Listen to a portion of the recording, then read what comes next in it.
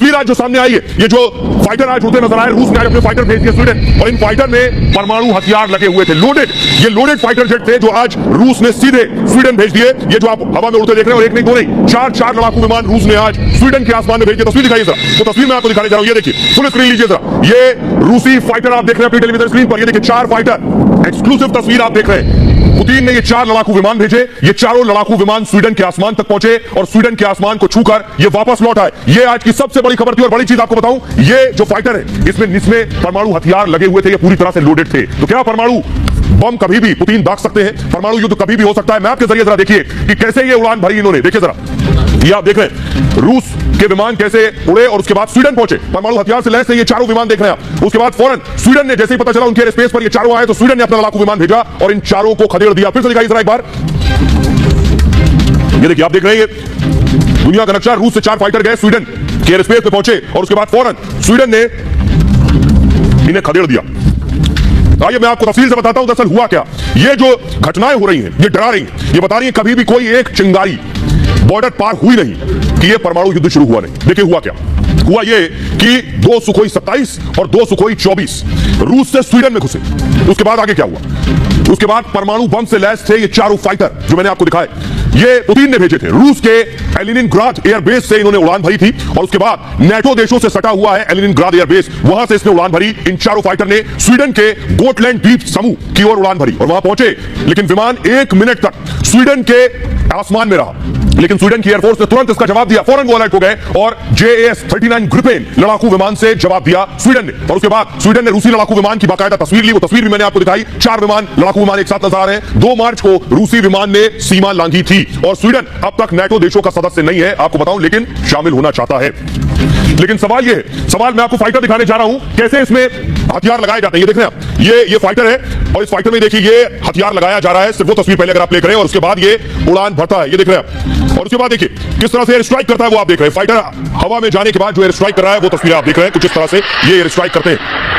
लेकिन आइए आपको बताऊं कि स्वीडन आखिर क्यों टारगेट पर है। उससे पहले मैं आपको बताऊं कि कैसे पता चला स्वीडन को कि उनके आसमान में रूस का विमान आ गया। ये कैसे पता चलता है किसी भी देश को, न सिर्फ स्वीडन को, ये जानते हैं। आइए दरअसल आपको बताऊं, आप इस वक्त आप देख रहे हैं जमीन आपको नजर आ रही है, ये जमीन है। तो जमीन की तरह समंदर और आसमान का भी बॉर्डर होता है। जैसे हर देश की अपनी सीमाएं होती हैं, बॉर्डर होता है, वैसे आसमान का भी बॉर्डर होता है, समंदर का भी बॉर्डर होता है। जमीन से, यानी ये तट देख रहे हैं आप, जमीन से लेकर 22 किलोमीटर आगे समंदर तक, ये समुद्र में 22 किलोमीटर तक समुद्री सीमा होती है।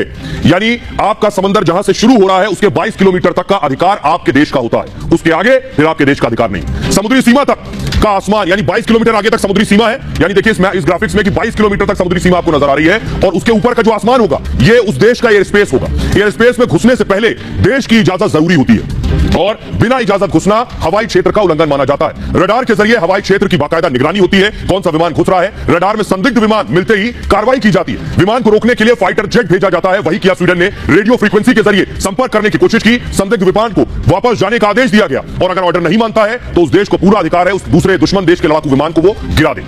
लेकिन अब सोचिए कि आखिर रूस और यूक्रेन की लड़ाई हो रही है, तो सवाल ये स्वीडन निशाने पर क्यों, स्वीडन टारगेट पर क्यों है पुतिन के, उसके पीछे की वजह आपको बताता हूं। दरअसल ये कहानी भी दिलचस्प है। स्वीडन पर रूस के इस आक्रामक रवैये के पीछे कई वजह है। यूक्रेन में जंग की शुरुआत से ही स्वीडन कई वैश्विक मंचों पर रूस के खिलाफ बहुत मुखर तरीके से आवाज उठा चुका है। स्वीडन ने रूस पर कई प्रतिबंध भी लगाए, आपको बताऊं, और अपने देश की नीति के विपरीत जाते हुए यूक्रेन को सैन्य मदद भी दी है। और माना यह जा रहा है कि इन्हीं वजहों से रूस खफा है और यही वजह है कि परमाणु से लैस फाइटर जेट को स्वीडन में भेजकर रूस स्वीडन समेत फिनलैंड और कई गैर नाटो देशों को संदेश दे रहा है यूक्रेन को मदद करना महंगा पड़ा है। स्वीडन को यूक्रेन को 5000 एंटी टैंक मिसाइल दी है, यूक्रेनी सेना के लिए 5000 हेलमेट भेजे हैं, स्वीडन ने 5000 अंग कवच भी भेजे हैं। युद्ध में पहली बार स्वीडन ने सैन्य मदद की है। 1939 के बाद पहली बार सैन्य मदद भेजी है। रूस के कारण स्वीडन ने पिछले कुछ दिनों में अपनी रक्षा नीति में बदलाव किए। शीत युद्ध के बाद से स्वीडन अपना सैन्य बजट कम करता रहा, लेकिन 2014 में क्रीमिया पर रूस के हमले के बाद से स्वीडन ने अपनी नीति बदल दी है। 2017 में स्वीडन ने अपने देश में फिर से सैन्य सेवा को अनिवार्य कर दिया और जनवरी 2018 आते आते बाल्टिक सागर में गोटलैंड द्वीप पर अपने सैन्य ठिकाने को फिर से खोल दिया। स्वीडन ने अपने रक्षा बजट में $2.8 अरब की बढ़ोतरी की, जो पहले 40% से ज्यादा है। और रूस की विस्तारवादी रवैये से बचने के लिए स्वीडन नाटो से भी करीबी बढ़ा रहा है, नाटो में भी शामिल होना चाहता है। स्वीडन अब तक नाटो का हिस्सा नहीं है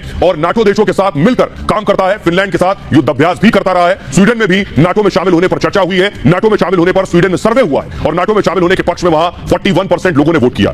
रूस रूस ने सीमा उल्लंघन तब किया जब स्वीडन अपने पड़ोसी देश फिनलैंड के साथ नॉर्वे में साझा युद्धाभ्यास कर रहा है। नॉर्वे के साथ रूस अपनी सीमा साझा करता है। इस युद्धाभ्यास में नाटो देश भी शामिल है। रूस की सीमा के पास हुए इस युद्धाभ्यास में कुल 27 देशों के 30,000 सैनिक, 220 विमान, 50 जहाज शामिल हुए और इसी से रूस भड़क गया। इस पर स्वीडन ने जवाब दिया।